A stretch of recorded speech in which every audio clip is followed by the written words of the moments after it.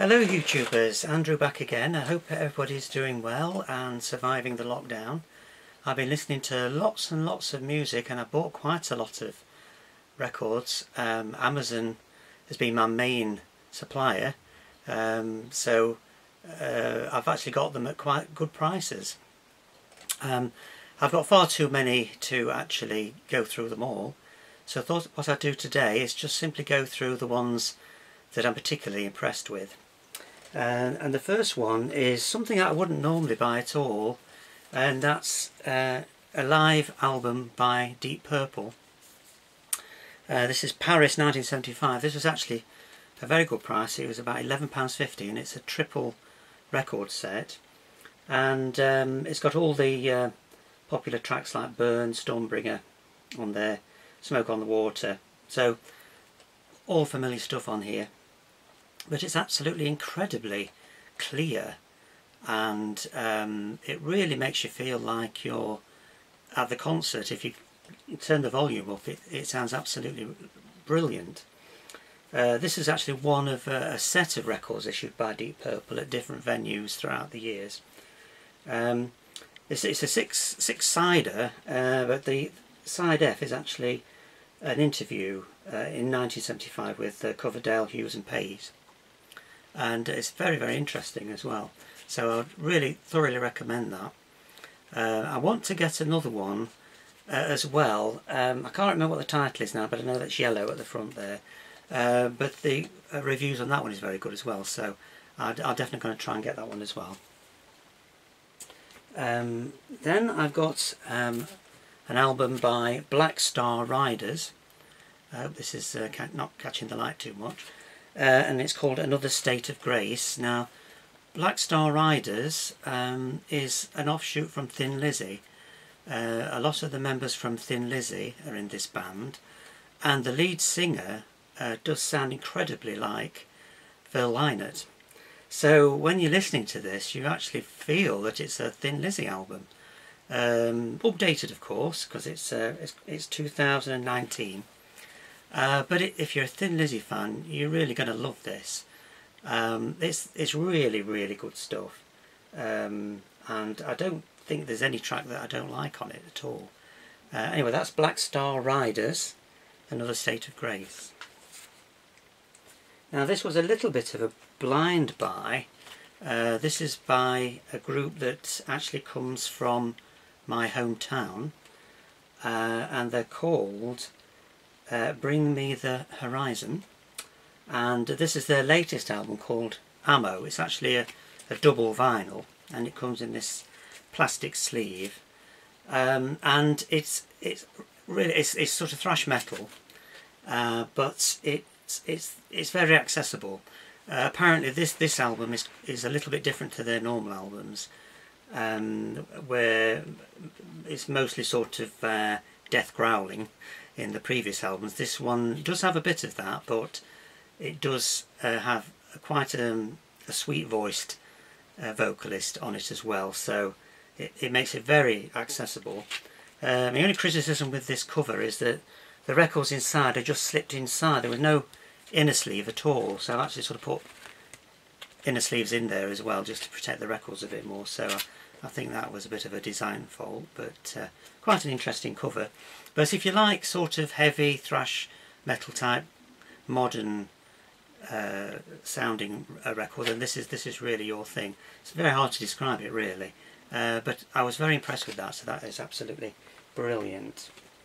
Now this one, I just had to get this one. This is Disturbed's Believe album. I've actually got this on a CD, but I've been so impressed with Disturbed that I saw this on vinyl and I just had to get it, so I finally managed to get that on vinyl, so I'm very pleased about that. But it isn't actually a new album to me, but it's brilliant. Now another blind buy was this one, a bit of psychedelia this time. This one's called Incense and Peppermints by the Strawberry Alarm Clock. Well, I'd never actually heard of this group before. It was recorded in 1967, but it was given quite good reviews, so I thought I'd chance it and order it. and it is very psychedelic. It's exactly how you expect psychedelia to sound. There's lots of Hammond organ and harmonica and that sort of thing, and it's absolutely great. It's exactly what you expect it to be. Mid-60s, 1967. It's really terrific. So if you're into that sort of 60s pop psychedelia, then I would recommend that one. Now I did get one CD, and that's a group I've mentioned already, and that's by Bright Light, and this is called Life is Easy. And I've been recommended a sort of a disco-y track by him, and I was impressed, and I've sampled a few more, and then I finally got this CD come through, and it's incredibly good. The songs are so good on it that you sort of don't really expect it from a sort of a housey type drum and beat sort of sound. In fact, sometimes the music seems to get in the way of the lyrics, actually. You know, there's such good songs that they're not actually spoiled, but the music seems to be like unnecessary at times. So, but I really like this. I've played it a couple of times now. There's a couple of very outstanding tracks on it. One called There Are No Miracles, and another one called Good Luck, which I think, yeah, and that's the one I featured on my last video.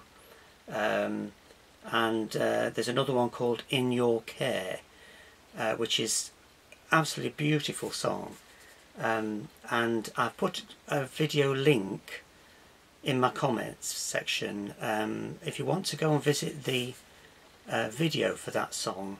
It's a letter that Rob Thomas has written to his mother, because he now lives in New York chasing his dream, and he's writing a letter back to his mum in Wales, and it's just really nice.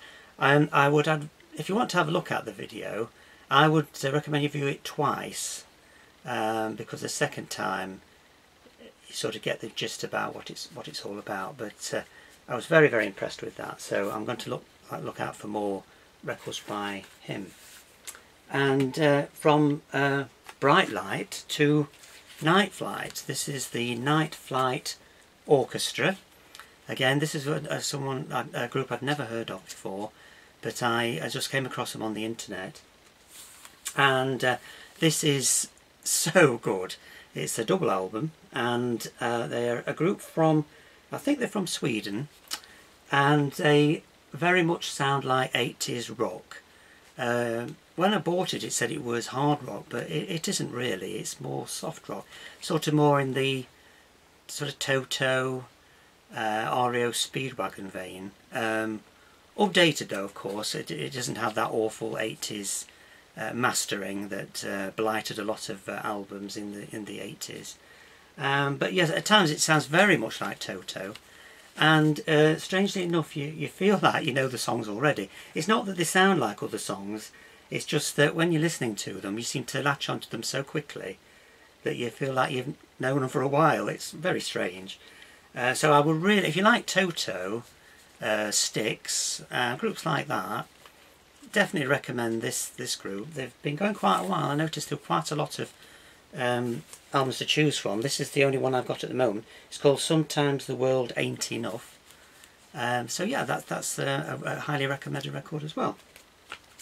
Well, that's just a few of the records that I've had recently. I think I've ordered about 13 in total, and it's taken a little while to get through them. So when I get some opinions about the others, I'll make another video about them. So in the meantime, if you look after yourself, stay at home, stay safe. I know it's absolutely lovely weather out there, but you've got to keep it going. We don't want to lose all the gains that we've made. So let's keep safe, and I'll see you again soon. Thank you very much for watching. Bye.